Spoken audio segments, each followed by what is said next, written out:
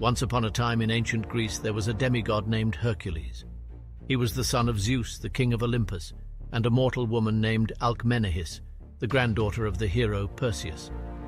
Perseus, who was also said to be one of Zeus's sons, famously beheaded the snake-haired Gorgon Medusa. From a young age it was clear that Hercules possessed incredible strength and power beyond that of any mortal. Despite his godly heritage, Hercules faced many trials in his life. When he was just a baby, the goddess Hera, who hated Zeus for having affairs with mortal women, sent 2 serpents to kill him in his crib. But even as a baby, Hercules proved his strength by strangling both serpents with his bare hands. As he grew up, Hercules proved himself again and again by taking on impossible tasks. His most famous feat was the 12 labors. These were a series of tasks that the king of Mycenae, Eurystheus, imposed upon Hercules as punishment for killing his wife and his own children in a fit of madness. This was thanks to Hera, who from her corrupt ways cast a spell on him which made him temporarily insane and caused a most unspeakable tragedy. The first trial was to slay the Nemean lion. The Nemean lion is a legendary creature from Greek mythology, depicted as a gigantic and ferocious lion with impenetrable golden fur. It is said to be a formidable and unbeatable predator, roaming the forests of Nemea in ancient Greece. The lion's strength was so great that it could not be killed by conventional weapons, making it a fearsome opponent for anyone who dared to face it. The second was to slay the 9-headed Lernaean Hydra. The Hydra was the offspring of Typhon and Echidna, 2 other monstrous creatures. It was feared by many, as the Hydra not only had the ability to regrow its heads, but its breath was said to be poisonous as well. Some versions of the myth say that one of the Hydra's heads was immortal, making it even more formidable. The third trial was to capture the Golden Hind of Artemis. The Golden Hind of Artemis was a legendary ship in Greek mythology, said to have been made entirely of gold.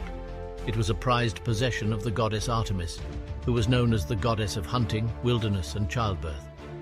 According to myth, the ship had the power to speak and navigate itself, without the need of a crew. The fourth, the Erymanthian boar, was a mythical creature that took the form of a shaggy and wild, tameless boar of vast weight and foaming jaws. It was a boar that lived in the glens of Lampeia. The fifth was to clean the Augean stables in a single day.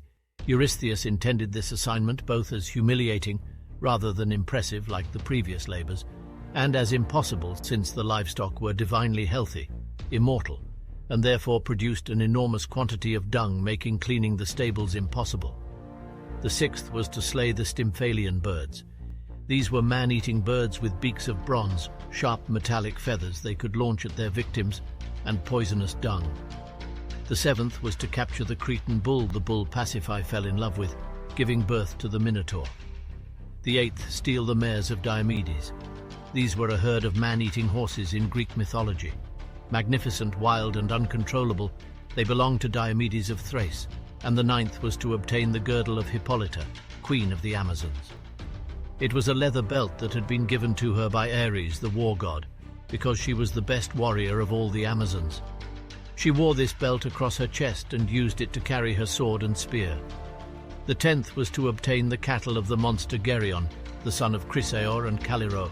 The grandson of Medusa and the nephew of Pegasus, was a fearsome giant who dwelt on the island Erythea of the mythic Hesperides in the far west of the Mediterranean.